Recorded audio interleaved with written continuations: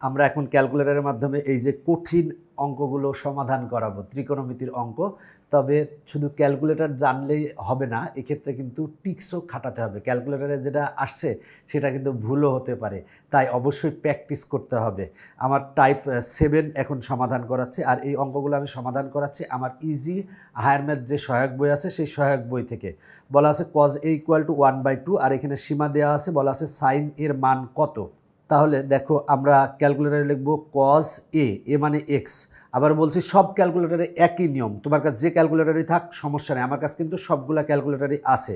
তো এবার দেখো ইকুয়াল, এই আলফা প্রেস করে এটা প্রেস করব, ইকুয়াল আসবে 1/2। তাহলে উপরে 1 দিব, নিচে দিব হচ্ছে 2। দেখো তাহলে আমরা এটা লিখছি, এখান থেকে আমরা এর মান বের করব। তাহলে শিফট ক্যাল প্রেস করে ইকুয়াল প্রেস করব। অবশ্যই কিন্তু মেমোরি ক্লিয়ার করে নিবা। তাহলে এর মান কত আসে সেটা দেখি। বা সাইন এর মান বের করতে বলছে, তাহলে সাইন এ মানে এখানে কিন্তু অ্যান্সারে সেভ করা আছে।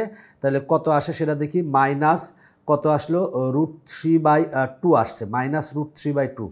এখন দেখতে হবে মেন খেলাটা, যে এইখানে আমার যে সীমা, এই সীমার মধ্যে সাইন এ প্লাস না মাইনাস। দেখো এটা কিন্তু চিন্তা করতে হবে।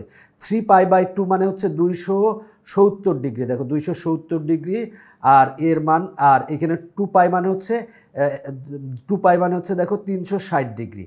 360 ডিগ্রি মানে এখানে বোঝাচ্ছে যে এর মানটা হবে 270 ডিগ্রির বড় এবং 360 ডিগ্রি ছোট। তাহলে কোন চতুর্ভাগে, দেখো 90, তারপরে 180, 270 ডিগ্রির থেকে বড় এবং 360 ডিগ্রির থেকে ছোট, তার মানে চতুর্থ চতুর্ভাগে অবস্থান করবে। তার মানে চতুর্থ চতুর্ভাগে সাইন কি, সাইন প্লাস না মাইনাস? দেখো চতুর্থ চতুর্ভাগে সাইন কিন্তু মাইনাস। কেন মাইনাস? কারণ চতুর্থ চতুর্ভাগে কজ আর সেক হচ্ছে প্লাস, সাইন হচ্ছে মাইনাস। তাহলে মাইনাস আসছে, -√3/2, -√3/2, তার মানে এইটা হবে অ্যান্সার। তো এইটা কিন্তু অ্যান্সার না। অনেক সময় ক্যালকুলেটরে যদি এইটা চলে আসতো তখন কিন্তু তোমাকে অবশ্যই চতুর্ভাগ বিবেচনা করতে হবে, তার মানে এইটা অ্যান্সার।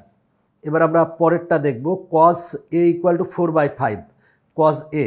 তাহলে আমরা আগে কিন্তু অবশ্যই মেমোরি ক্লিয়ার করে নেব। যদি মেমোরি ক্লিয়ার না করি সেক্ষেত্রে কিন্তু আমার প্রবলেম হতে পারে। তাহলে cos a, তাহলে cos a মানে এক্স ধরবো। তাহলে আমরা আলফা প্রেস করে, এই যে আমরা আলফা প্রেস করে এটা প্রেস করলাম, তাহলে cos a হলো, এ মানে এক্স ধরছি। এবার 4/5 ইকুয়াল, এই ইকুয়াল প্রেস করবো না, এই ইকুয়াল প্রেস করবো, আলফা এই যে এই ইকুয়াল প্রেস করলাম।